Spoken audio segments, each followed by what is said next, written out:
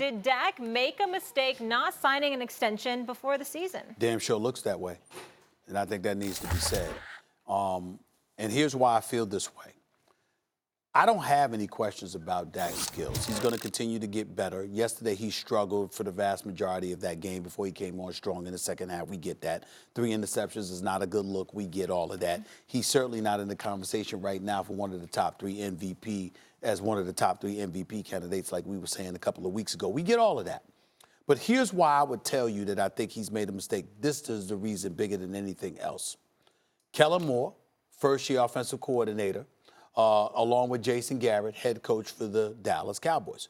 There are questions about both. In Kellen Moore's case, the only question mark is you're young, relatively inexperienced. It's your first year at the helm as the offensive coordinator, so you got some things to prove. We'll see. That's the only question mark about him. You just don't know yet. In the case of Jason Garrett, we all have known for years this man shouldn't be the head coach for the Dallas Cowboys. They should have a much more qualified coach in tow.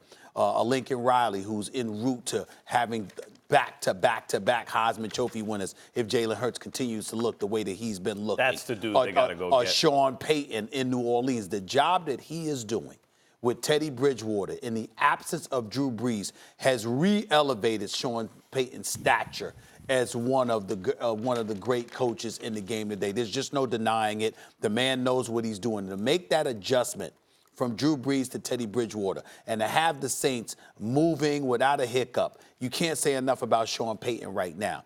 Those are the kind of, when you think about Jerry Jones, the money you spent on La'el Collins, Jalen Smith, Ezekiel Elliott, etc., your offensive line, the things that you've done, the personnel that you've put in place on both sides of the ball, to sit up there and to shortchange your team in the fashion that you are by having a coach that nobody believes is elite.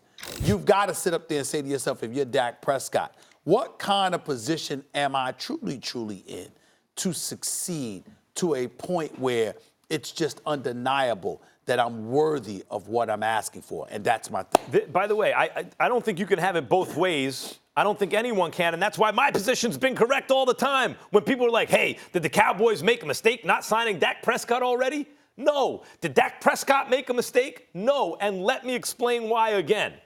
Dak Prescott will set the market.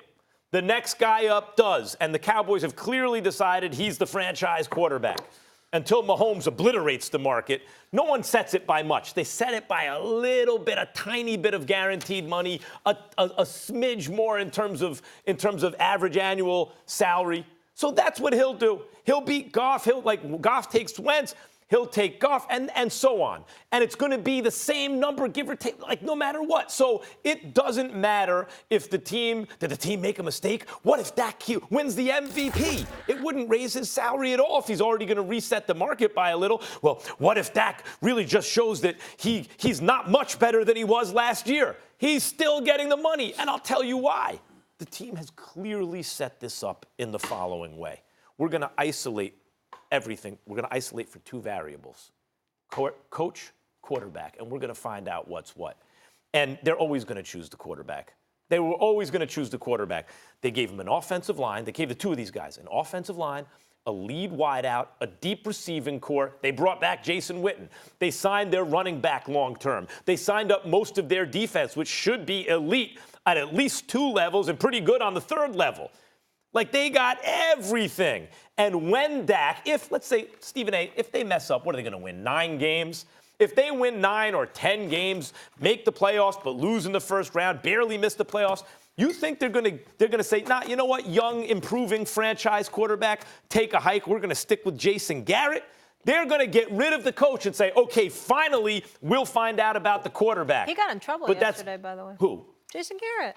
But that's going to be, they will find out about the quarterback after they've paid him because they will not let him walk. Well, nobody's worried about them letting him walk. This is not a debate as to whether or not Dak Prescott's going to be wearing another uniform or he's not going to get paid in excess of $30 million. The point is that you have, at this particular point, You are fighting to set the market. And if what you're saying is correct, that it's by a fraction, then you got to wonder why the fixation. Because every time you step out on that football field and you drop back to pass, I don't know if you noticed, but they put some wood on that brother yesterday. Yep. You understand? You can't rule out the potential for an injury. Right. You can't rule out the potential of him jeopardizing his future well-being because he's waiting and procrastinating over setting the market. So in other words, you know what? I get $35 million at $35.5 million.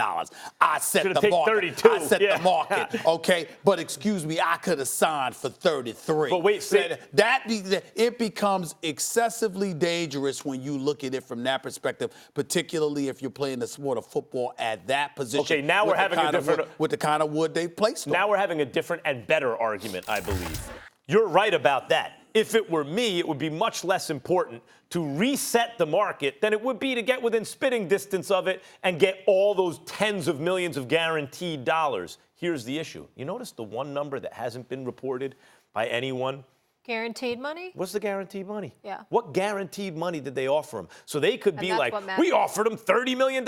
How much guaranteed, brother? That's the real question. But chances are, if Carson Wentz got $107 million in guarantees, and Russell Wilson got $107, $109 million in guarantees, they didn't come to Dak Prescott, a quarterback, and offer him $80 million. Oh, I think it might have been less. I don't know. No, report something. I don't believe that. Why has that number not been out there? I'm surprised that is not leaked at all. Thanks for watching ESPN on YouTube. For more sports highlights and analysis, be sure to download the ESPN app. And for live streaming sports and premium content, subscribe to ESPN+.